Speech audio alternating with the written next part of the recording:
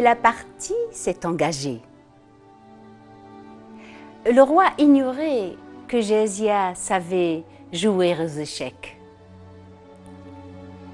Et Jésia l'a laissé gagner. Le roi, fou de joie, a ordonné « Oh Jésia, déshabille-toi !» Avant d'ôter ses vêtements, Jésia a dénoué sa longue et opulente chevelure de telle sorte qu'elle s'est déversée sur tout son corps. Et le roi n'a pu voir que la pointe de sa dent sur le côté et son orteil qui dépassait.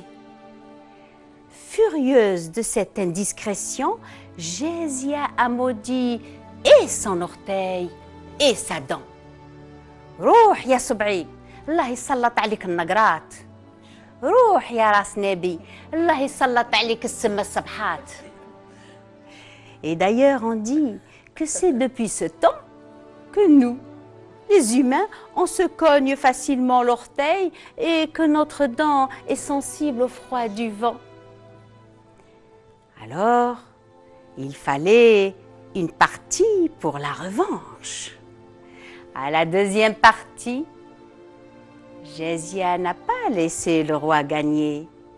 C'est elle qui l'a emporté et elle a ordonné au roi « Déshabille-toi !» Il faut le dire, que Jésia savait qu'on pouvait tout demander à Chérif ibn Hachim, sauf de montrer la peau de son corps, dépigmentée et couverte d'ulcères à cause des nombreuses guerres. Et jamais il n'aurait osé la montrer à celle à laquelle il voulait tant plaire. Alors, le roi a tremblé, il a balbutié et il a supplié « Jésia, Jésia, demande-moi un autre gage, demande-moi ce que tu veux, mais surtout ne me demande pas de me déshabiller. » Et Jésia en a profité et elle lui a dit « Conduis-moi voir les miens dans ma tribu. » Là, le roi a senti le piège. Alors, il a exigé d'elle le serment sacré, l'Ahd. Il savait que le serment sacré ne se défait jamais. Ahdini ya Jésia terji'i lid-dar. Fais-moi serment sacré, Jésia, de revenir à la maison. Et Jésia a fait le serment sacré. Elle a dit « Je te fais serment sacré de revenir à la maison après en être sorti. » Le roi, heureux et rassuré, a organisé le départ de la caravane. Et Jésia a demandé au roi d'exiger de tous les musiciens de jouer de leurs instruments au moment du départ.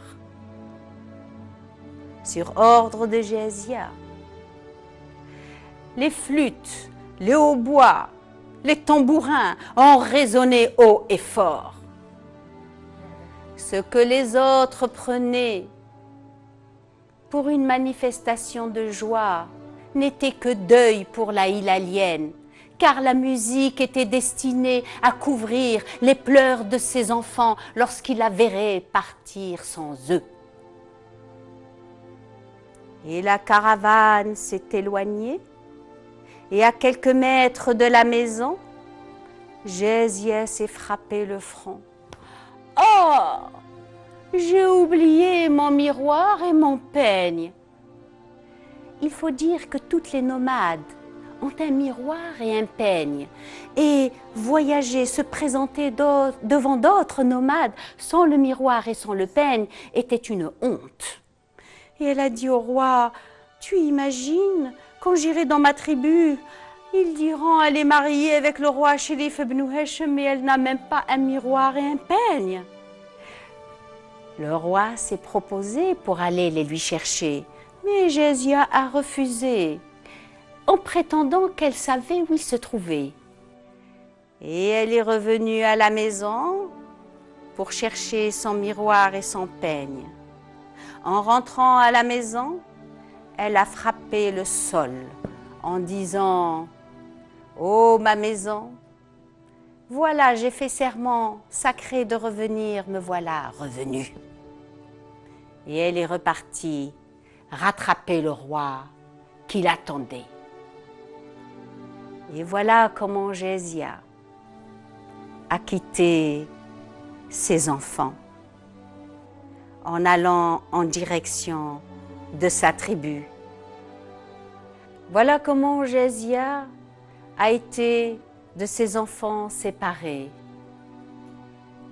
Le deuil et la séparation étaient dans sa destinée.